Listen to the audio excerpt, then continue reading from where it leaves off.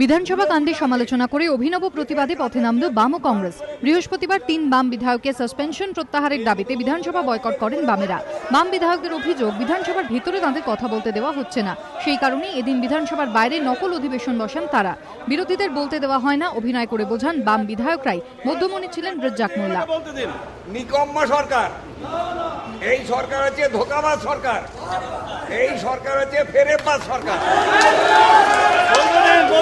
বলতে দিন, আমরা পরে দেখবো কোনটা বাদ যাবে। বলতে দিন, ভিডিওগুলো আছে, এদের কাজ হচ্ছে পুকুর ভাড় করে দুতলা বাড়ি করা, জমির দালালি করা, তোলাবাজি করা। এই তোলাবাজ গুন্ডা বেড়ে ভর্তি। এবং এই যে মুখ্যমন্ত্রী বাতেল্লাবাজ,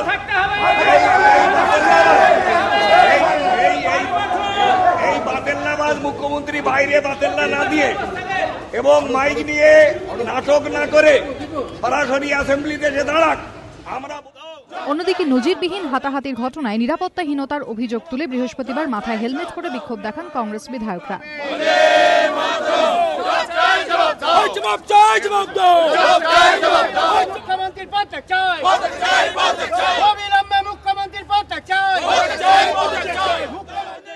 এদিন বিকেলে ফের বিধানসভার দক্ষিণ গেটের কাছে বিক্ষোভ দেখায় কংগ্রেস। পুলিশ বিক্ষোভকারীদের সরাতে গেলে তারা অবস্থান বিক্ষোভে বসে যান। এরপর পুলিশ বিক্ষোভকারীদের গ্রেফতার করে। দীপক ঘোষ ও আশাবুল হোসেনের রিপোর্ট, এবিপি আনন্দ, কলকাতা।